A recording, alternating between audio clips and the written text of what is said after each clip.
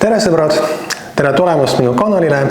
Minu nimi on Sergei ja täna ma räägin enda katsest kujutada Anton Hansen Tammsaaret 16 erinevas kunstistiilis. Sa oled tõenäoliselt näinud trendi, mille puhul inimesed joonistavad ühte portreed 4 erinevas stiilis. Kuna mina olen kooliõpetaja, otsustasin teha midagi sisukamat ja kujutada ühte isikut 16 tegelikus kunstistiilis. Olen proovinud paigutada neid stiile kronoloogiliselt, alustades gootikast ja lõpetades kontseptualismiga. Üritame nüüd kõiki neid stiile põgusalt läbi käia. 12. sajandil tekkinud gootikunst kujutab inimest välja venitu ja kahedimensioonilisena, kelle taga asuv taust ei peaks tõmbama enda peale vaataja tähelepanu. 15. sajandil ilmus renessansi kunstis aga inimene juba 3-dimensioonilisena ja detailsemalt kujutatud loodusega taustal. Barokk rõhutas 17. sajandil värvide kontrasti ning keskendus tihtipeale emotsionaalsetele stseenidele.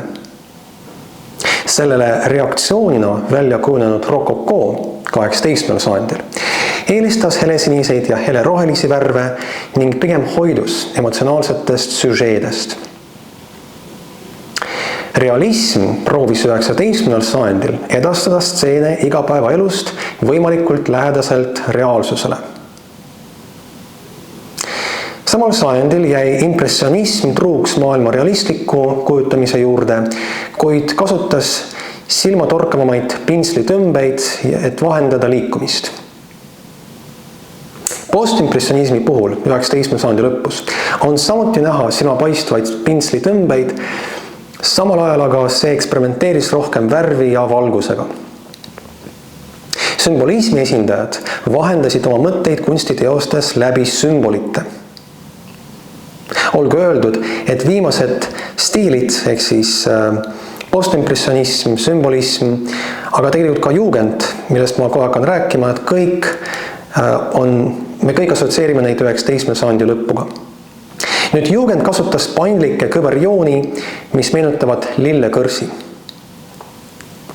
Abstraktsionism kujutab näiteks inimesi põhiliste figuuride ja liinide abil. Ekspressionism moonutab inimkehasid või kehaosi emotsionaalsuse ning ekspressiivsuse vahendamiseks. Kubismi puhul tuleb kujutatav inimfiguur nii-öelda kokku geomeetrilistest figuuridest. Ja nüüd me jõuame minu lemmikstiili sürrealismi juurde. Sürrealistlikud kunstnikud huvitusid unenägudest, illusioonidest ning silmakuvandist. Järgmisena, ja siis võib-olla enne seda, kui lähme dadaismi juurde, mainiks ka seda, et siin ma proovisin kujutada assotsiatsiooni, vähemalt enda assotsiatsiooni siis silma ja teo vahel, midagi, mida võiks näiteks unenäos näha, et loodetavasti see ka nagu vahendab sürrealismi sellist põhimõtted. Nüüd järgmisena on dadaism ja see kunstistiil vahendas tihtipeale läbi kollaaži kriitikat industriaalühiskonna ning sõjapidamise vastu.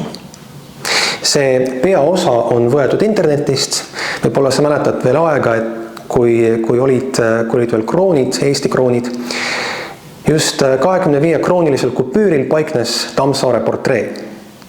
Ja siin üleval on peale kleebitud üks väljalõige ühest reklaamibrošüürist.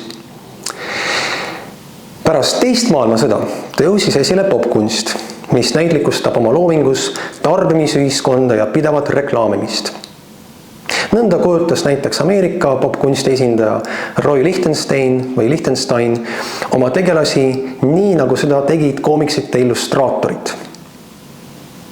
Ja viimasena on meil kontseptualism, mis eelistab nähtuste kujutamisele ideede ja kontseptsioonide vahendamist, just nimelt läbi nende kirjutamise. Nii. Ja ma tahan kindlasti märkida, et antud katse kujutada kunstistiile on väga selline tinglik.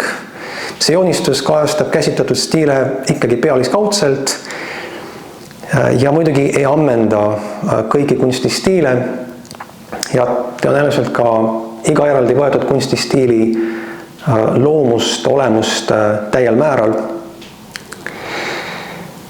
Kui aga see video paistis sulle huvitav ja hariduslik, siis palun pane like ja vajuta nupule subscribe. Aitäh vaatamast!